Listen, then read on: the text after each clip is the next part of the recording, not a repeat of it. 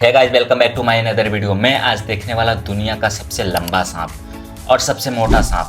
अगर सांपों का नाम आता होगा तो सबसे पहले एनाकोंडा और पाइथन जैसे सांपों का नाम आता है, लेकिन ऐसा नहीं। मैं आज देखने वाला दुनिया का सबसे बड़ा सांप। इतना नहीं, बहुत बड़ा। 20 गाड़ी अगर साइड में लगाएंगे फिर भी उससे भी बड़ा।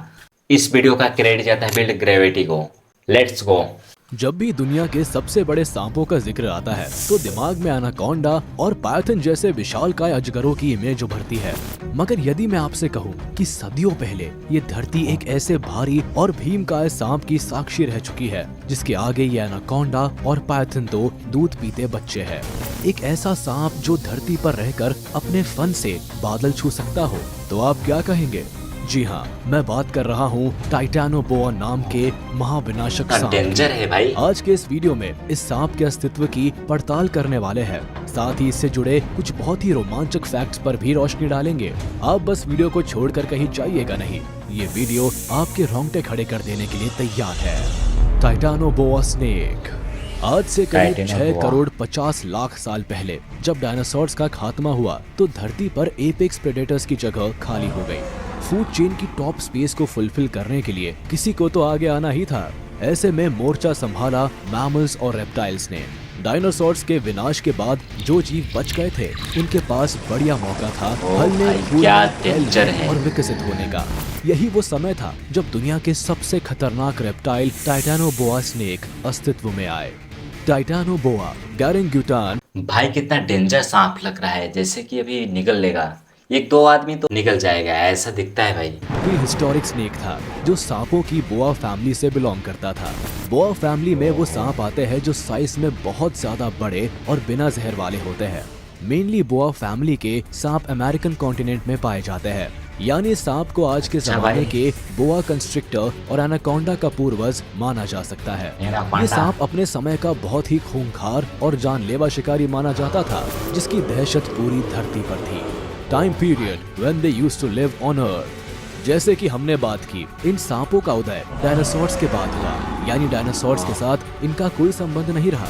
वैज्ञानिक मतों के मुताबिक ये सांप आज से करीब 6 करोड़ साल पहले हुए और करीब 50 लाख। व्हाट? 6 करोड़ साल पुराने? भाई इतना तो कितना, अभी तो 2025 चल रहा है। 6000 करोड़ कितना होता है भाई? लाख सालों तक इन्होंने धरती पर राज किया। इस टाइम पीरियड को पैलियोसीन पीरियड कहा जाता है। Places where they used to live. हमने अभी जाना है कि ये आज के समय के एनाकोंडा के पूर्वज रहे हैं, तो जाहिर सी बात है जहां आज एनाकोंडा पाए जाते हैं वही इन सांपों का भी बसेरा हुआ करता था, यानी अमेरिका। धरती के सबसे पहले, सबसे विशाल, सबसे घने और सबसे ज्यादा विविधता भरे जंगल अमेज़न को साउथ अमेरिका की शान माना जाता है। इसी जंगल में इन सांपों का बसेरा था और आतंक भी। When did these snakes discovered? विज्ञान तथ्यों और प्रमाण के आधार पर ही अपनी राय कायम करता है। ऐसे में जाहिर है टाइटैनोबोआ के अस्तित्व के प्रमाण भी कहीं न कहीं मिले ही होंगे। जी हाँ, जरूर मिले। साल 2009 में नॉर्थ ईस्ट कोलंबिया में मौजूद सेरेजोन फॉर्मेशन की कोयले की खदानों ने धरती पर कभी रहे इन सांपों की मौजूदगी के प्रमाण दिए। यहाँ पाए गए फॉसिल्स की शुरुआती जांच में इन्हें किसी विशालकाय मगरमच्छ के फॉसिल्स करार कर दिया गया था, मगर फिर माना गया कि ये फॉसिल्स किसी मगरमच्छ के नहीं बल्कि एक सांप के हैं, और कोई ऐसा वैसा सांप नहीं, अब तक का दुनिया का सबसे बड़ा टाइटैनोबोआ। Size of टाइटैनोबोआ। हम बार बार कह तो रहे हैं टाइटैनोबोआ दुनिया का सबसे बड़ा सांप है, मगर क्या आपको इसकी साइज का अंदाजा है? कोल माइन से मिले फॉसिल्स की स्टडी ये टाइटैनोबोआ की साइज का अनुमान लगाया गया है। ये जानकर आपके होश उड़ जाएंगे कि ये सांप करीब 13 मीटर यानी लगभग 43 फीट लंबे हुआ करते थे। बाप रे! आज के समय के एनाकोंडा की एवरेज साइज केवल 15 से 20 फीट होती है, यानी टाइटैनोबोआ एनाकोंडा से 2 गुने से भी ज्यादा लंबे हुआ करते थे। आज तक सबसे बड़ा एनाकोंडा भी 29 फीट का ही पाया गया। आप इसी बात से अंदाजा लगा सकते हैं कि अपने वक्त में टाइटैनोबोआ की कैसी दहशत हुआ करती होगी, और इनकी चौड़ाई सुनकर तो आपके कान खड़े हो जाएंगे। इन सांपों का डायमीटर करीब 3 फीट हुआ करता था। यानी एक अंदाजा लगाया जाए ओ तो भाई, 5th क्लास का एक 3 बच्चा हेड। पूरा का पूरा इस सांप पर हॉरिजॉन्टली लेट सकता है। वही अगर इनके वजन की बात की जाए तो ये करीब 1135 किलोग्राम वजनी हुआ करते थे, यानी आज के एनाकोंडा से करीब 4.5 गुना ज्यादा भारी। मेरा ख्याल है अब टाइटेनोबोआ की साइज को लेकर आपके मन में कोई दुविधा, कोई डाउट बाकी नहीं रह गया होगा। हालांकि कुछ वैज्ञानिकों का ये मानना भी है कि सांपों के फॉसिल्स मिलना बहुत मुश्किल होता है। ऐसे में बहुत मुमकिन है कि टाइटेनोबोआ इस अनुमानित साइज से भी बड़ा हो। भगवान का शुक्र है ये सांप अब जीवित नहीं है। टाइटेनोबोआस लव विथ वाटर बॉडीज। हो सकता है कि इतनी बड़ी साइज के बहुत से फायदे होते हो, मगर कुछ नुकसान भी तो होते ही है। माना जाता है कि टाइटेनोबोआ को अपनी बड़ी साइज की वजह से जमीन पर चलने में या मूव करने में बहुत प्रॉब्लम हुआ करती थी, इसलिए वो अक्सर पानी में किसी प्रॉब्लम दलदल तो होगा ही, या इतना नदी के लंबा अंदर सांप ही है। ज्यादातर वक्त बिताते थे। यहाँ उन्हें एक जगह से दूसरी जगह मूव करने में आसानी होती थी। आज टाइटेनोबोआ के वंशज कहे जाने वाले एनाकोंडा में भी ये आदत देखी जाती है। एनाकोंडा भी अपना ज्यादातर वक्त पानी में ही पड़े पड़े बिताते हैं। Hunting techniques of Titanoboa.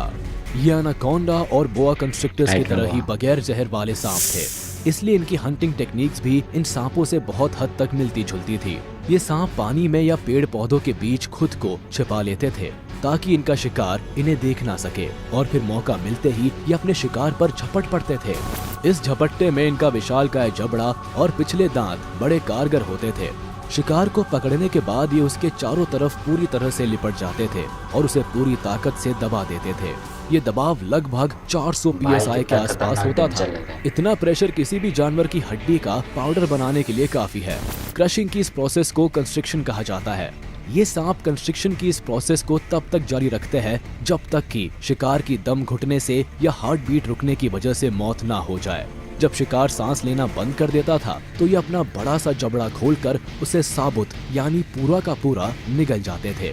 Modern day के एनाकोंडा और बोआ कंस्ट्रिक्टर भी शिकार का यही तरीका अपनाते हैं। Diet of Titanoboa.